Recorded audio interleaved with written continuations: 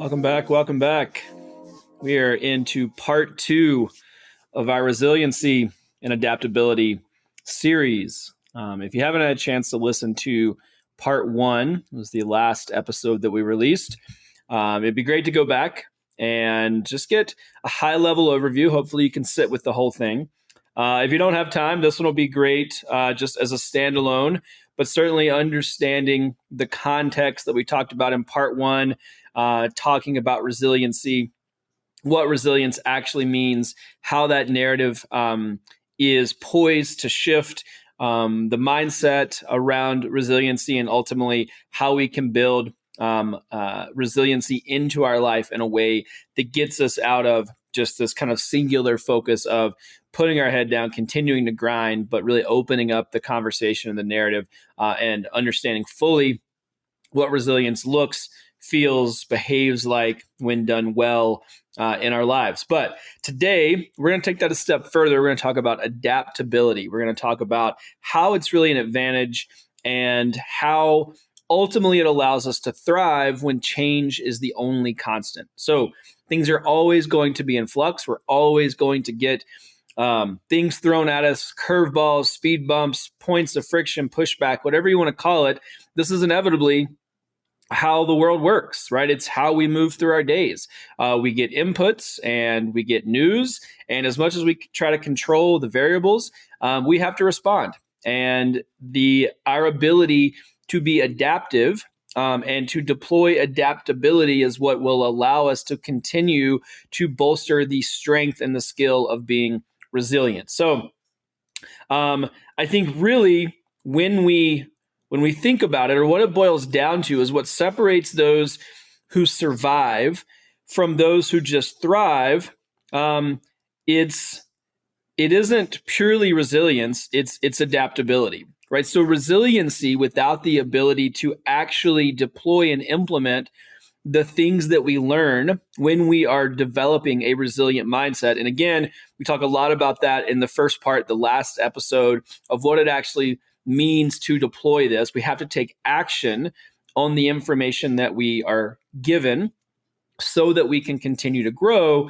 When we do that, that inherently creates an adaptive environment. So truly, when we think about people that survive versus thrive, adaptability is an inherent part of the equation. And we see this all the time, right? There's just a million examples in front of us. If we look at the world of business, it's any organization that's adapted to technology. It's the classic, Blockbuster clinging to the DVDs versus Netflix adapting to streaming, right? Let's all go back and remember Netflix sending us movies on demand, the red box outside of the grocery store. It's, there were so many signs that we wanted to engage with entertainment differently. In some companies, again, the classic Blockbuster example held on to that.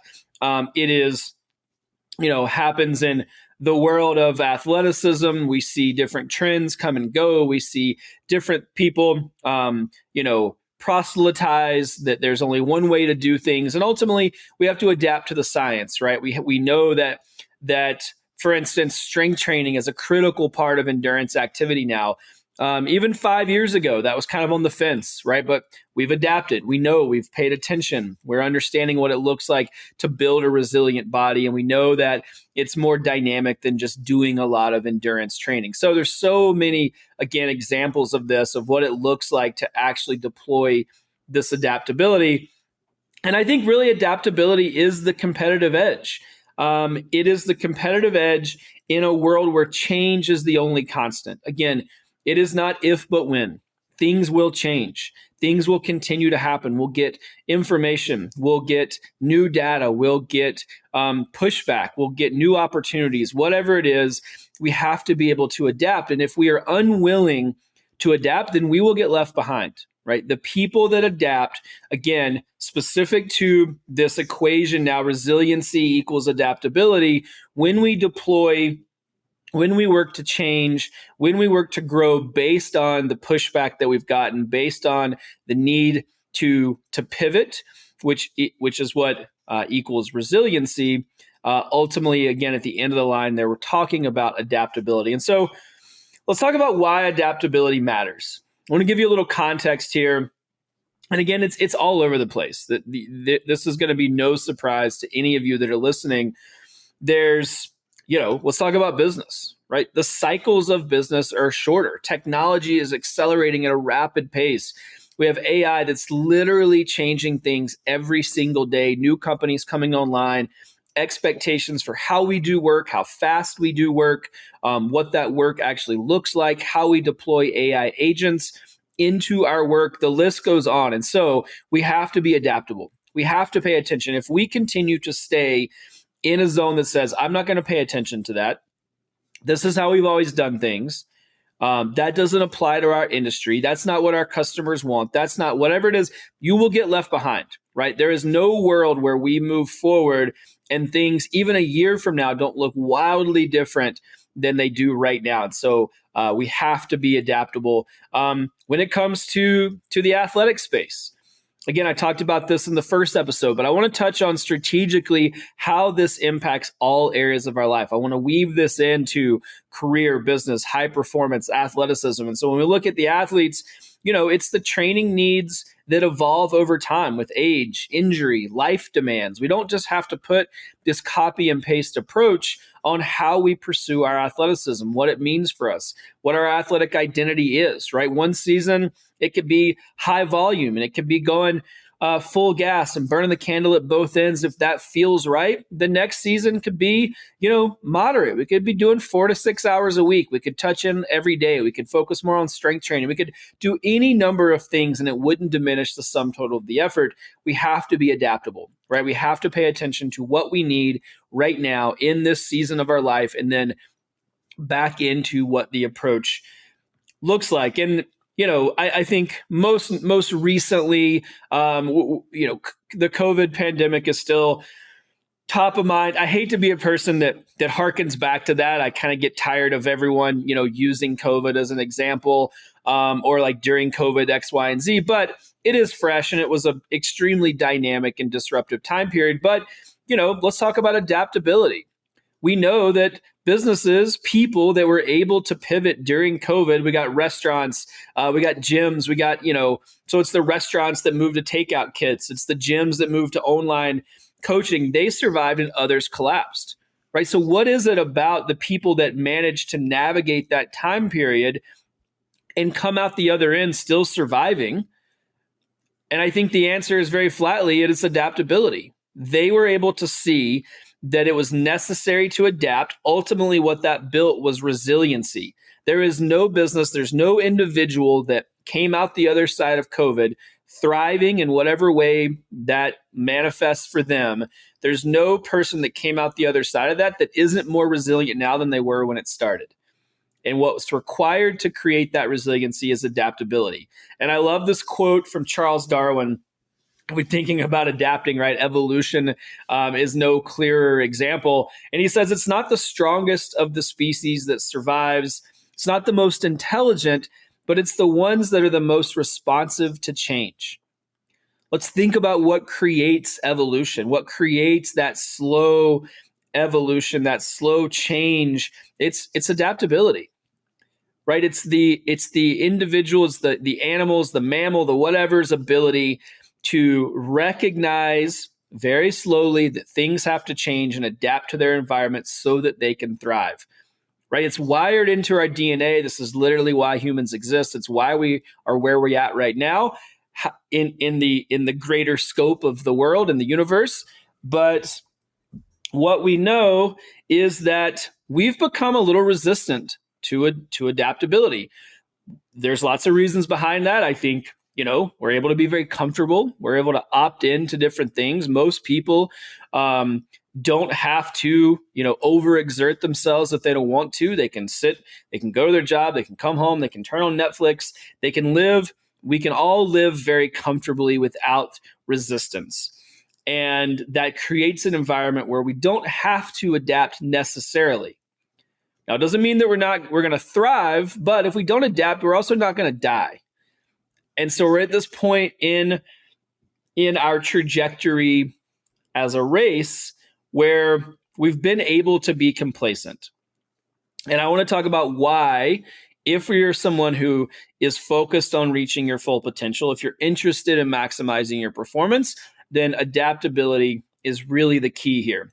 So I want to talk about the science. So we got a little bit of context here. Now I want to give you some specifics. So what's happening when we talk about adaptability?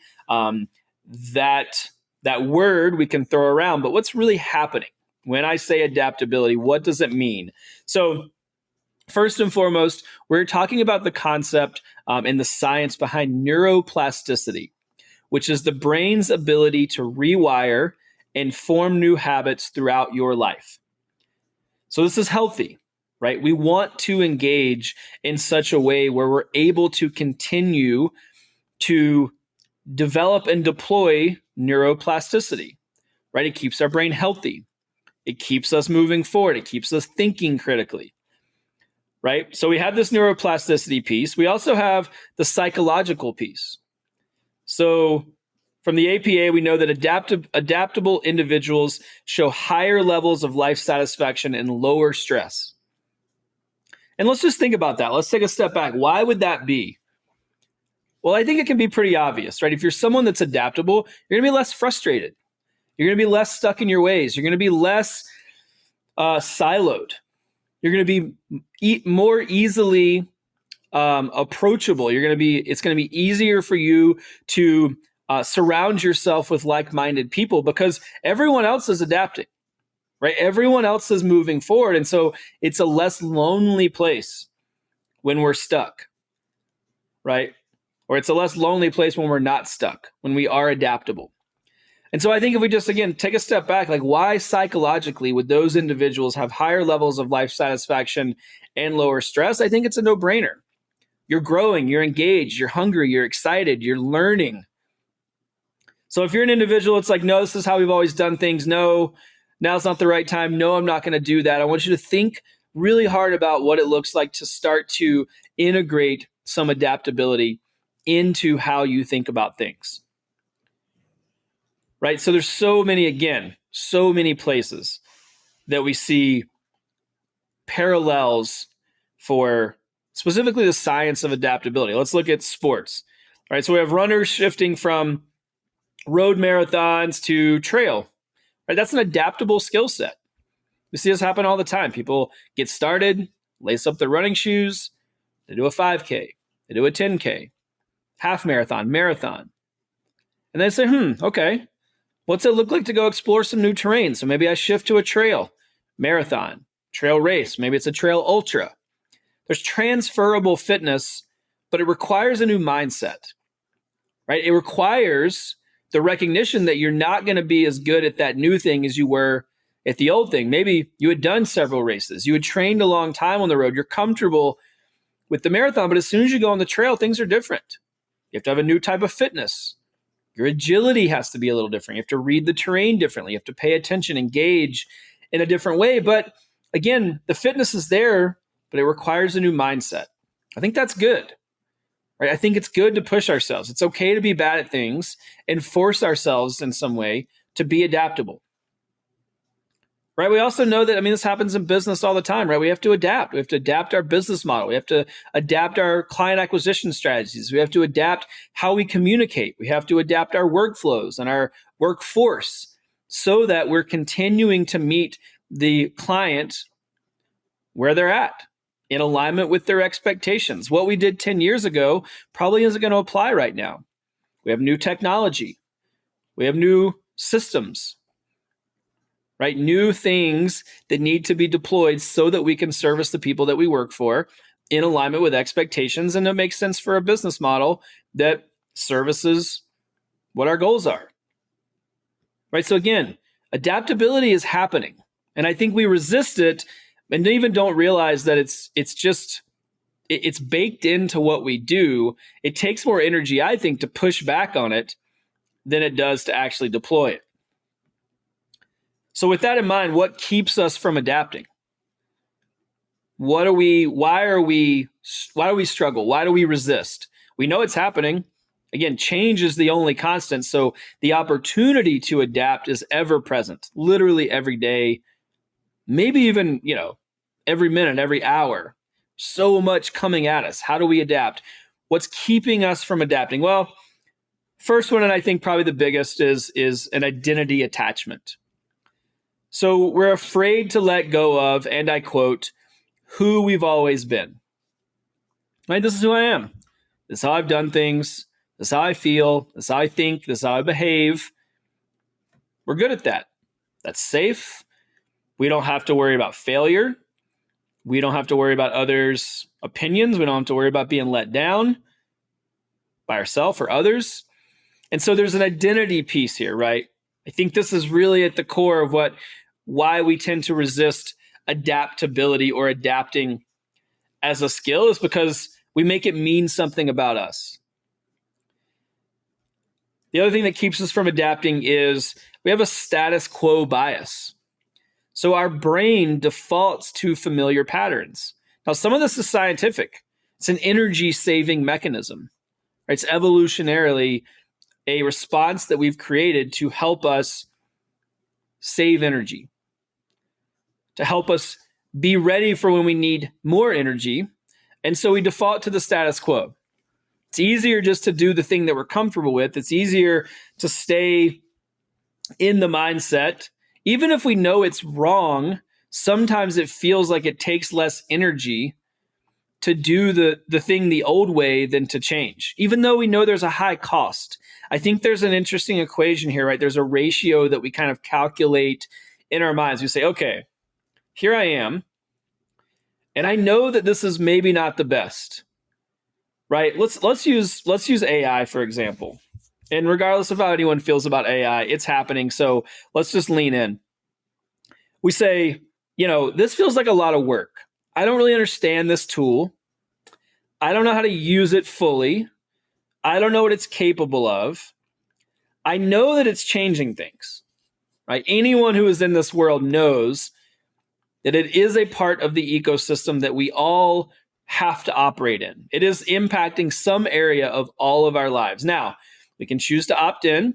We can choose to understand it. But that feels like more work than knowing that there's a real cost to not doing that, right? So we're sitting here and say, this is how we've always done things. I don't really understand this tool. That's going to take a lot of work. But I know, if I'm being honest with myself, I know that not engaging, not understanding, not paying attention, not sharpening my skills, not honing my mindset, I know that has a cost. I know that's going to bite me in the ass somewhere. But that still feels like a lower cost than the cost of pushing ourselves, than the cost of adapting, than the cost of being bad at something, the cost of having to ask questions, the cost of maybe feeling dumb for a second. I don't know. I don't know what this does. Can you tell me? I don't get it. How do I deploy it? What are the tools? How do I integrate this? The list goes on. That's just one example. Of course, there's literally millions of ways that can show up. But again, there's this status quo bias that keeps us from adapting. Next, and I think this builds perfectly on just what I was talking about, is the fear of uncertainty. What if it doesn't work? So what if I do this? What if I put in the work? What if I put myself out there? What if I ask the seemingly dumb questions? What if I feel vulnerable and it doesn't work? What am I going to feel then? Am I going to look stupid? Am I going to be dumb? Am I going to lose trust in myself? Are people going to lose trust in me? The list goes on, right? And it's like the old saying goes, the biggest problems I've ever had in my life never actually happened. And I think this is a great version of that. It's this fear of uncertainty, right? The problems that we prop up, the problems that we create in our minds, what if it doesn't work? So often, none of that manifests. And if it does manifest, the consequences are so much lower than we've imagined. Again, if we focus on just adapting. So one of the places I think this manifests the most, and I see this a lot in my work, working on the leadership side of things, working with early stage companies, working with people that have large organizations that are complex structures. We see people who are resisting delegating. So this is for an early stage entrepreneur. They've kind of got the secret sauce. They've built the thing around their passion, and they're like, well, no one can do it as well as me. What if it's not done right? What if I can't trust this person? What if? So they keep it all to themselves. It keeps them from scaling, right? It sets a ceiling for what they're able to do because we can only do so much ourselves. It's also the person with a larger organization. So have a support network around them, but they still fear delegation because it turns a magnifying glass on their leadership. So say, well, if I delegate, then what am I supposed to do? Where is my strength? Where are my skills? Where's my value proposition? Right? If I get this away from me and other people start to do it and maybe they do it better than me, what does that mean about me? Am I still valuable? Right? And of course, there's the trust piece as well. But I see it happen so much where, again, we make it mean something. There's an identity attachment, like I said earlier. We make that thing mean something about us. All right, so now let's talk about what it looks like. Let's talk about a framework. So I did this in the first part as well. I gave you a framework, the 3 R's for resiliency. And now we're going to talk about a framework for training adaptability. All right? So I want you to walk away with a clear understanding of what this actually looks like. First one, mindset. First piece of the puzzle. It always starts internally. Right? The body follows the mind. Our actions follow our thoughts. So with our mindset, we're gonna take on a curiosity over certainty mindset. I'm going to say that again. Curiosity over certainty. So you might ask, well, what if I'm wrong? What else could be true? So instead of leading with failure first, so instead of asking, what if I'm wrong?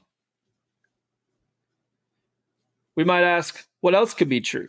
The other way to reframe that is when we have these internal thoughts, when we say, I can't trust anyone, I can't delegate, I'm not smart enough, whatever's happening, we could also ask, turn the question back to us, what if I'm wrong?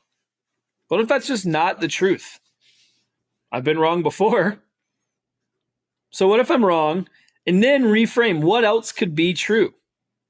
What could be another opportunity, another option? And that, I think, I want you to forecast that out. So if we start with the mindset piece, if we start with curiosity over certainty, we could ask ourselves, okay, well, what if I'm wrong? And then we could ask ourselves, what else could be true? What are the other things that could actually happen? Because if I'm going to go negative, if I'm going to forecast out the negative scenarios, I could just as easily, and with the same brain power, forecast out the positive scenarios. Right? Stands to reason. We always think, well, X, Y, and Z could go wrong. Well, X, Y, and Z could go right. So I think there's a reframe there, right? Again, the reframe is we're going to lead with curiosity versus certainty. So instead of saying, this is definitely going to go wrong, or I'm not in a place where I can adapt, or that's not right for me, now's not the right time, what if we just get curious? What if now is the right time? What could go right? What if I'm wrong? And it actually is exactly where we need to go. Right? So we're going to adjust that mindset first, curiosity over certainty. Then we're going to put some new habits in play. So we're going to practice small shifts. Right? So change how you get to work. If you have to commute to work, I think this is a great way, right?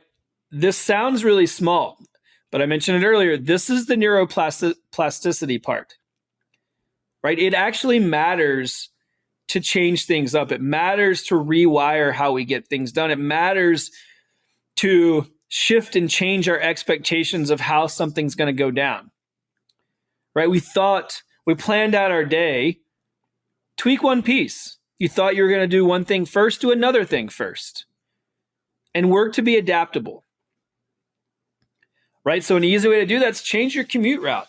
If you drive a certain way to work all the time, go through a different neighborhood. Leave 2 minutes earlier and take a different turn. Go see something you haven't seen before. Change up your route. From the physical side of things, vary your workouts. Right? Do the same thing Monday, Tuesday, Wednesday, Thursday, Friday. Switch it up. Throw something else in there. Now, you don't have to do a wholesale change. Try some different movements. I love doing this. Right? For me, Mondays is kind of the day to mess around. I have some core movements that I like to keep consistent, but also throw in what feels right.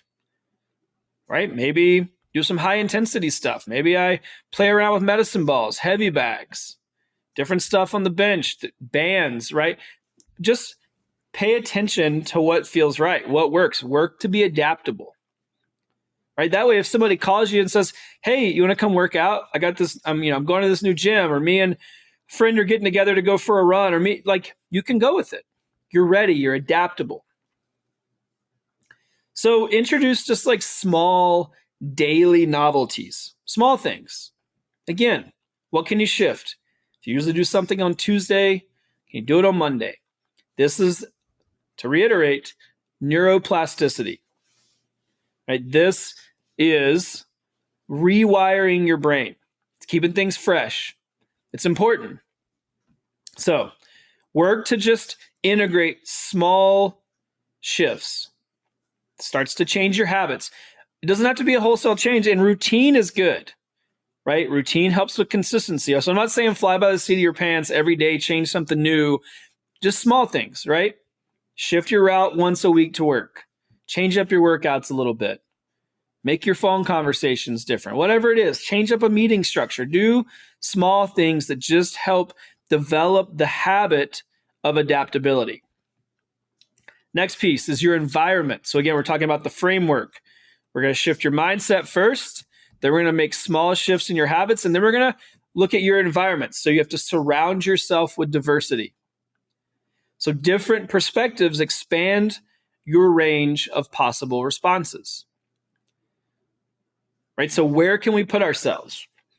Community is a big piece of the puzzle here. I've talked about this at length.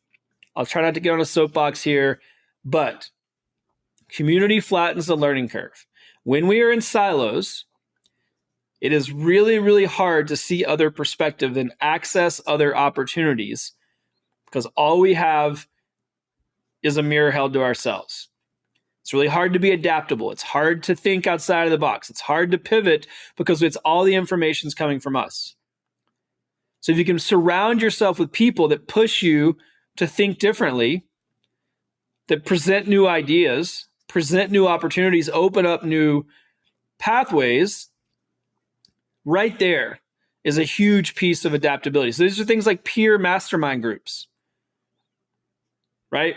I do this in my work a lot. We have the Growth Circle, which is our accelerator and mastermind program for entrepreneurs in the health and fitness space. That program exists primarily to allow other individuals to interact with people that are solving similar problems to flatten the learning curve, which accelerates the growth of the business. It's not that you can't do it. It's going to take you too long and require more effort than it's worth. Why not surround yourself with other people? And a system that presents new opportunities and a clear pathway to solve the problem. That's one example. But again, this is something that I see, and I've seen it be so impactful. And it's something that I actually just had to create because I realized it was such a critical issue that needed to be solved. So peer masterminds are part of this new environment, right? Put ourselves in a new place, do something different to be someone different. Next, talk to people outside of the discipline that you typically operate in. So if you're an accountant, talk to an engineer. How do they do their work, right? If you're a runner, talk to a cyclist. If you're a triathlete, talk to a bodybuilder. The idea here is that there's lots of perspectives. And if we change our environment, it opens up new opportunities that allow us to adapt. That's an interesting idea. That's something I could deploy. That sounds fun. That sounds exciting. Let me try that. Right? So we're going to change our environment. We're going to surround ourselves with more diversity. Next is we're going to reflect. And one of the best questions that I like to ask is, where did I resist change this week? Here's the big piece. And what did it cost me? So where did I resist change this week? And what did it cost me? This is the reflection piece. And I talked about this again in part 1 of this series, where we're talking about resiliency, but it only matters if we take some time to reflect and then deploy. If we don't take the time to recognize where the opportunities for growth are, what that pivot can produce, what the opportunities mean for us, what the friction means from a growth perspective, then none of it matters. So we can talk about the language all day, but if we don't reflect and then take some different action on the other side of that reflection, it's all for naught. Right? So I want you to ask yourself, where did I resist change this week? And what did it cost me? I like to do this on Sunday mornings. I like to take some time to reflect and map out my week. This is a great time to ask that question. You can also ask it to yourself when you're on a run or a hike or a walk or drinking your coffee or whatever way you want to deploy that. It doesn't have to be some sweeping overhaul to your routine. I want you to ask yourself, I want you to take intentional time to reflect. Ask yourself, where did I resist change this week and what did it cost me? The what did it cost me piece is key because you have to recognize that there is a cost to not adapting. Talked about that earlier. There's a cost to not adapting, and then there is a cost to adapting. I'm going to argue that the cost of not being adaptable is actually higher than our perceived cost. Right? We think that it costs more to actually make the change. I think it costs us more to stay where we're at. I think it costs us more to resist, and then we actually get too far behind, and then the cost really is high. Right? It does stack up. We don't start fresh. So here you are. You need to deploy a new system in your business. You need to work on a new skill set in your training. You don't do it. Some time goes by. Well, you continue to build on that deficit, right? Your knowledge base continues to be behind. Well, everything else is accelerating. Everyone else is adapting. You need to work on some mobility in your training. Well, everyone else around you is doing it. They're changing. So you only get further behind. The cost to catch up does get higher. So now's the time. Now's the time to adapt. Again, the question is, where did I resist change this week? What did it cost me? Be honest about the cost. It has one. There is a cost. So I want you to think about, again, this framework. I'm going to recap it. We're going to work on your mindset first. Our actions follow our thoughts. So we got to get the mindset right. We're going to lead with curiosity over certainty. Then we're going to work to integrate new habits. We're going to practice small shifts, things that just change up how we move through our days. Then we're going to work to change our environment. We're going to surround ourselves with new perspectives that are going to expand our range of possible responses. We're going to look for cross-disciplinary collaboration in whatever capacity you want to do that. And then we're going to reflect. We're going to be really honest about the cost of not adapting. So again, the key quote here, the thing that I want you to take away, is that in a world of constant change, adaptability is not a skill, it's survival. Our ability to adapt is what allows us to stay in the mix. It's what allows us to stay in the game, to continue to build the thing, to continue to push towards our full potential, to continue to build the relationships. Whatever it is, adaptability is the key. So in a world where change is the only constant, adaptability is not just a nice to have, it is the thing that keeps us around. It is survival. So a few things to reflect on I'm going to leave you with. One, I want you to think about, where are you clinging to an outdated playbook? Right? Your modus operandi, your SOPs, your handbook, your playbook, where are you holding on to that? Where are you clinging to an outdated version of your playbook? And again, I want you to ask yourself, what is it costing you to continue to cling to that outdated roadmap? Next, I want to encourage you to ask yourself, what's one pivot you could try this week? What's one thing of all the things I gave you in the 4-part framework?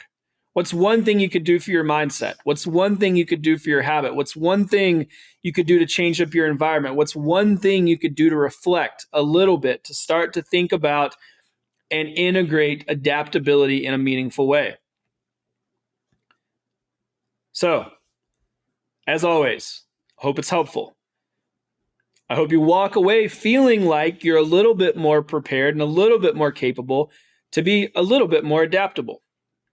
Right? I'd love for you to share both of these episodes, right? We've had 2-part series, and I hope you found it helpful. We haven't done a lot of 2-part, multi-part series. It's something I'd want to explore doing more of. I like this format. I think it allows us to go a little deeper into the science and the framework of what these things actually look and feel like versus you sitting around for a 3-hour podcast. We break it up and make it easier to consume. So I'd love for you to share both of these episodes if you had a chance to listen to them, and specifically share them with someone navigating transitions. Some transition in their life, they're struggling to be resilient and they're struggling to adapt to the information that's presented with them. So if you know anyone who's in a transition in their life, I'd love for you to pair both of these episodes, part 1 and part 2, together and send them to them. Because as always, I want to be a value add. I want to help flatten the learning curve for you and anyone that has the opportunity to listen to Endurance Minded. As always, please rate and subscribe. I'd love to get your rating, whether it's good or bad, on your favorite podcast platform. I'd love for you to subscribe so you can be alerted and get those podcasts delivered to you every other Tuesday. That way you keep up to date. We got lots of great content coming. We continue to strive to adapt and adjust and make sure that we deliver incredible content that's valuable to you. So again, rate and subscribe so you can stay in the loop. Share this one and the last one, part 1, with a friend. And as always, I'll see you next time on Endurance Minded.